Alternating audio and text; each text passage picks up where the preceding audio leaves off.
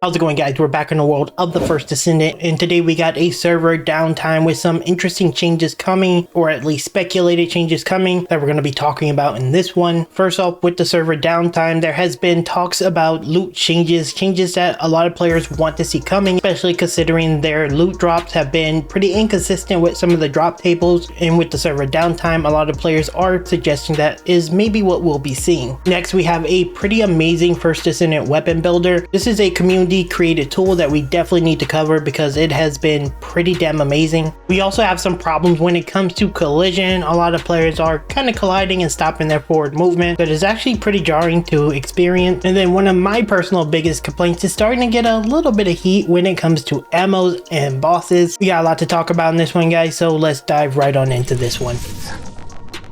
So if you're watching this video within a couple of hours of me posting this, then you should know that there is a server downtime. The first Descendant dev team did actually drop a reminder yesterday on this, but it is live right now. But for those of you who didn't get the memo, check this post out here. Schedule server maintenance. There will be a server maintenance on 7/18, that is Thursday or today, from midnight to 5 a.m. Pacific time. The game will be unavailable during that time. We'll update you when the maintenance begins and ends and provide more details in the hotfix 1.03 announcement, which will have a hotfix as well as some details about it. Now, one of the speculated changes is that there's going to be some type of drop chance changes or just some reveals of the drop chance. And check out this post here. 36 hours, 3 days, I'm broken. I want to see their drop tables. As you can see here, it looks like this person has taken down exactly how much they've farmed each of these individual locations or these patterns, and their results. They've gotten 0 of 0 for the ultimate Ajax spiral catalyst, 1 leopard code,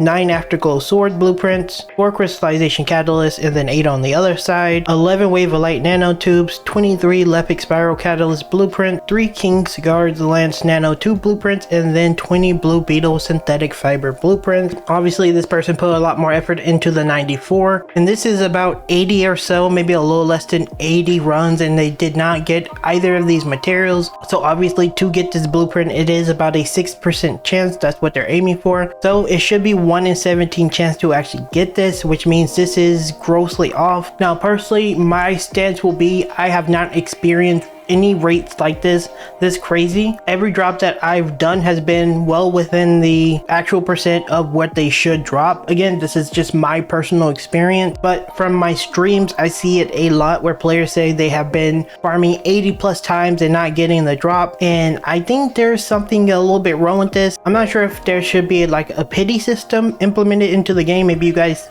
can talk about that down in the comments. I'm not sure if a pity system is healthy, but also I do think that the drop rate need to kind of be looked at. Some people are claiming that we don't understand the math of how drop rates work, and to be quite frank, I have a business degree, not a math degree, so maybe I don't. But the amount of complaints that I get for some of the drop rates are pretty insane, and in the same vein, I do notice sometimes those 20% drop chance items tend to be a little bit crazy, sometimes a little hard to get considering it's a 1 in 5 chance. Again, I've seen a lot of people talk about that's not necessarily the math for it, and maybe someone could elaborate on it. But yeah, let me know down in the comments your thoughts on the drop chance. What's your experience? Personally, I again have gotten pretty much everything within the percentages that is expected, and maybe they do need to release the drop tables. I am an official Nexon creator, but Nexon has had history with really bad drop rates sometimes in the past, and some transparency would always be nice. So yeah, hopefully they can get on top of that and maybe release it with this update. Next, let's talk about my favorite subject in the game, and that is ammo. Please give us more ammo during bosses. I shouldn't have to run to the ammo refill during a boss fight because the boss minion decides not to drop regular ammo. This also goes for fighting void reactor bosses. Why do I have to die just to be given more ammo? The void reactor should have an ammo refill nearby, and the boss minion should drop regular ammo 100% of the time. If there is a reason not to, I'd like to know, and is this just a skill difference? Now, one of my biggest complaints you'll ever hear me talk about in the first Descendant when I'm streaming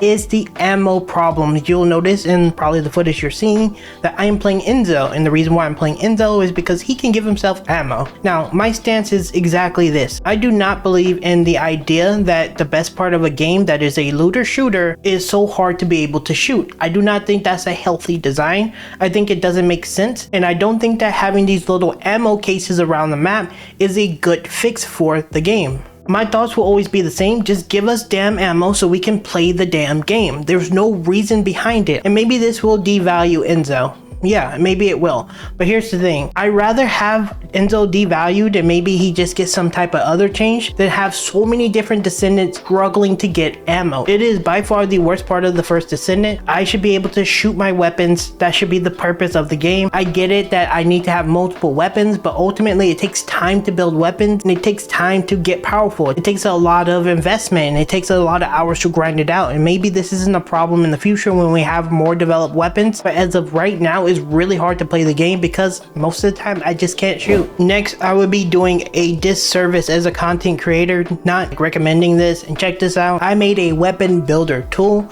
It's not 100% complete yet, still working on the DPS calculations, but it's up and running. Check it out. Let me know if you find any bugs or issues need fixing. And as you can see, this is a pretty insane weapon builder. If you are possibly interested in jumping in and like trying to build your weapon, try to see how things work, how you need to level up your mods to be as effective as possible, this is something that I think is really good. TFD tools, I have this link down in the description for you to like go check out because I think it is a really amazing tool. I haven't been using it a lot, but it is really good. He's really well made, and yeah, I definitely have this on a bookmark, especially since we're going to be seeing a lot more weapons, a lot more mods in the future, and having a tool like this is like invaluable because while the end game does have like a nice little setup, this is way better. And again, I'll have that link down in the description so you guys can check it out. It's actually pretty amazing. Shout out to him for actually making this. Finally, let's talk about player collision, and this has been a pretty hot topic when it comes to pretty much any player I interact with because there is collision in the game, but the collision works a little bit different in game versus when you're in the hub. So check this post out quickly. This is such a weird thing in Albion. You let us walk through other players, but anywhere else you have collision on. Now, I don't mean Bunny by any means. Good on you. I'm more of an Ajax player, but when I do play her, all my teammates seem to think it's a fun idea to jump in front of me when I'm running around when they were nowhere near me to begin with. This isn't a Bunny only issue. When I play Ajax and do grapples to a point and someone hits their grapple close to mine, the game sends me to the Shadow Realm because of the collision or vice versa. I can't be the only one that thinks this collision is just a pointless nuisance, right? At least when it comes to player on player collision, I'm fine with the NPC collision. Now, I gotta say, I do find the collision to be very jarring. I mean, when I'm playing with Bunny, for example, I very rarely play with her, but when I do notice that